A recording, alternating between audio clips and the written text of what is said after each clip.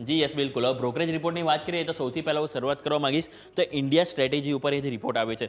India strategy ઉપર Morgan સ્ટેનલીથી report આપવામાં આવ્યો છે અને તેઓ કહી રહ્યા છે કે ફોકસમાં તેઓ સૌથી વધારે પહેલાં બજાજ ફાઇનાન્સ અને એચસીએલને તેઓ ઉમેર્યા છે. એટલે કે આ બે સ્ટોક છે કે જેની ઉપર તેઓ ફોકસ કરી રહ્યા છે. એટલે કે લાર્જ કેપમાં આપણે જોયું તો એનબીએફસી સેક્ટરમાં તેઓ બજાજ ફાઇનાન્સના એથી ખરીદી માટે પસંદ કરી રહ્યા છે અને એચએલને પણ તેઓ પસંદ કરી રહ્યા છે. એની પાછળનું કારણ છે કે તેઓ ભારતની જે વિમાન અપગ્રેડેશન એટલે કે એરલાઇનમાં જે બી અપગ્રેડેશન જે કરવાના જે પ્લાનિંગ છે ભારતના એનાથી ક્યાંક ને ક્યાંક ફાયદો ડાયરેક્ટ એચએલને મળશે એવું મોર્ગન સ્ટેનલીનું માનવું છે અને એ જ કારણથી તેઓ એક ઇન્ડિયા સ્ટ્રેટેજી તેઓ બનાવી છે જેમાં બજાજ ફાઇનાન્સ અને એચએલ આ બંને સ્ટોકને તેઓ એડ ઓન કર્યા છે.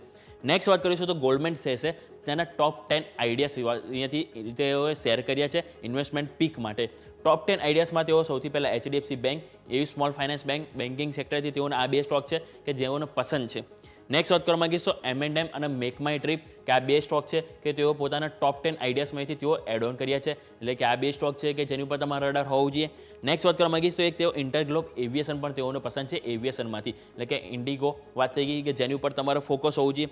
પરંતુ જો વાત કરીએ તો બીજા પોર્ટ્સ અને જો ઓવરઓલ જે પીએસયુમાં તો એક અદાણી પોર્ટ્સને તેઓ પસંદગી કરી રહ્યા છે અને પીએસયુમાં તો એક પાવર ગ્રીડ છે કે જેની ઉપર તેઓ અહીંયાથી પસંદગી કરી રહ્યા છે. એટલે આ બીજા બે સ્ટોક થઈ ગયા કે જેની ઉપર આપણે અહીંયાથી ફોકસ કરવું જોઈએ. અને લાસ્ટ વાત કરવા માંગુ તો અપોલો હોસ્પિટલ, ટાઇટન અને જીસીપીએલ આ બીજા 3 સ્ટોક છે. એટલે ટોટલ 10 સ્ટોક થયા કે જેને તેઓ ટોપ 10 પીકમાં અહીંથી તેઓ એડ ઓન કર્યા છે. એટલે કે ઇન્વેસ્ટમેન્ટ આઈડિયાઝ તરીકે તેઓ અહીંથી શેર કર્યા છે. એટલે ગોલ્ડમેન સેસે અહીંથી રિપોર્ટ આપ્યો છે.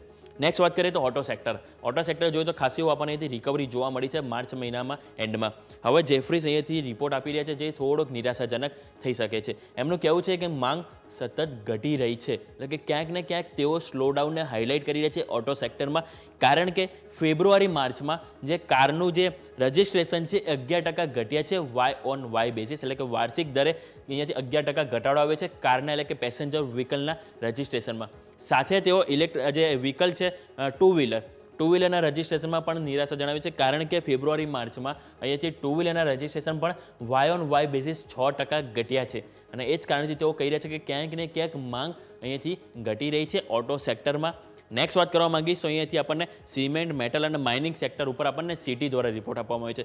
સિટી કહી રહ્યા છે કે સિમેન્ટની સરખામણીમાં મેટલ તેમને વધુ પસંદ છે અને એમનું કહેવું છે કે સ્ટીલ હાલમાં સૌથી વધુ આકર્ષક અહીંયાથી તેમનો લાગી રહ્યા છે. Like overall steel sector focus કરી રહ્યા છે અને એમાં પણ તેઓ હિન્ડાલ્કોને વધુ પસંદ કરી રહ્યા છે. તેઓ કહી રહ્યા છે કે હિન્ડાલ્કોને ઘટાડે ખરીદી કરી શકાય. બાય ઓન ડીપ સ્ટ્રેટેજી તેઓ અહીંથી હિન્ડાલ્કો માટે અહીંથી વાપરી રહ્યા છે. એટલે સિટી પણ અહીંયાથી ઓવરઓલ રિપોર્ટ આવ્યો છે કે જેની પર ફોકસ રાખીશું. સ્ટોક સ્પેસિફિક જો વાત કરીએ તો એચડીએફસી બેંક આપણે રડાર પર આવવું જોઈએ કારણ કે ગોલ્ડમેન સેસ તરફથી અહીંયાથી રિપોર્ટ આપવામાં આવ્યો છે અને અહીંયાથી તેઓ બાય રેટિંગ ખરીદીની સલાહ આપી રહ્યા છે. ટાર્ગેટ ₹2090 આપી રહ્યા છે અને એમનું કહેવું છે કે ડિપોઝિટમાં માર્કેટ શેર વધ્યો છે. એટલે કે લોકો ડિપોઝિટ જે કરતા હોય બેંકમાં ક્યાંક ને ક્યાંક અહીંયાથી એમનો ગ્રોથ જોવા મળી રહ્યો છે. સામે એમનું કહેવું છે કે જે એલડીઆર રેશિયો ઘટવા છતાં પણ મુશ્કેલી હજુ પણ નથી એવું માની રહ્યા છે અને જે લોન ગ્રોથ ઇન્ડસ્ટ્રીમાં સૌથી સારો છે. ઓવરઓલ ઇન્ડસ્ટ્રીમાં જે બીજા કોમ્પિટિટર્સની સરખામણીમાં તેઓ એચડીએફસીના જે લોન ગ્રોથ છે એને તેઓ અહીંથી સારો કહી રહ્યા છે અને એ જ કારણથી તેઓ પોઝિટિવ છે. ખરીદી કરવાની સલાહ ટાર્ગેટ ₹2090 આપી રહ્યા છે. નેક્સ્ટ L&Tનો રિપોર્ટ આવ્યો છે HSBC તરફથી. અહીંયાથી તેઓ હોલ્ડના રેટિંગ આપ્યા છે અને હોલ્ડ રેટિંગ સાથે તેઓ કહી રહ્યા છે કે કેલેન્ડર યર 2025થી કંપની માટે અહીંથી લાભદાયક રહેશે. એટલે કે આ કેલેન્ડર યર તેઓ 2025ને પોઝિટિવ કહી રહ્યા છે L&T માટે કારણ કે જે બિઝનેસ સ્કેલ વધતા અહીંથી જે ઓવરઓલ કંપની તરફથી આપણા સૌ કોઈને સરપ્રાઇઝ મળી શકે છે એવું એમનું માનવું છે. એટલે કે ઓવરઓલ બિઝનેસ સ્કેલને લઈને તેઓ પોઝિટિવ છે. બીજું કે મિડલ ઇસ્ટ માર્કેટ કંપની માટે સારી એવી તક અહીંયાથી તેઓ જોઈ રહ્યા છે 2025 માટે. એટલા માટે તેઓ 2025ને હાઇલાઇટ કરી રહ્યા છે. હોલ્ડ કરવાનું કે તમારી પાસે હોય તો L&Tને હોલ્ડ કરો અને ટાર્ગેટ ₹3600 અહીંથી રાખવા માટે HSBC ભલામણ કરી રહ્યા છે. નેક્સ્ટ તમારા કાઉન્ટર પર હોવું જોઈએ તે છે એરલાઇન્સ ઉપરથી રિપોર્ટ આવે છે જેફરીઝ તરફથી. તો જેફરીઝ અહીંયાથી કહીએ છે કે ઇન્ડિગો અને એર ઇન્ડિયાને ઉનાળામાં મળ્યો લાભ અને બીજું તેમણે કહી રહ્યા છે કે બંને કંપનીઓના જે સ્થાનિક કારોબારમાં 8 થી 9% વધારો થયો છે.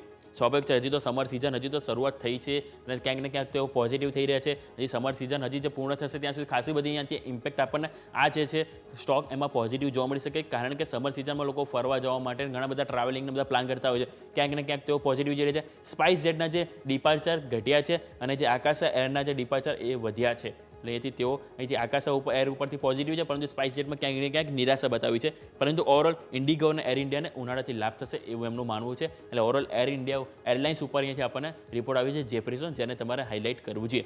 એટલે ઘણા બધા આપણે બ્રોકરેજ જોયા, ઇન્ડિયા ઉપર આપણને રિપોર્ટ જોયો, સાથે સાથે ગોલ્ડમેન સેક્સના ટોપ 10 પીક જોયા, ઘણા બધા ઓટો ઇન્ડસ્ટ્રી આવી ગઈ, સિમેન્ટ, માઇનિંગ કે બધા ઉપર રિપોર્ટ આવી છે. સ્ટોક સ્પેસિફિક પણ આપણે જોઈએ તો ખાસા બધા આપણને રિપોર્ટ આપવામાં આવે છે કે જેની ઉપર આજે આપણને માર્કેટ રિએક્ટ કરતું જોવા મળશે. યસ.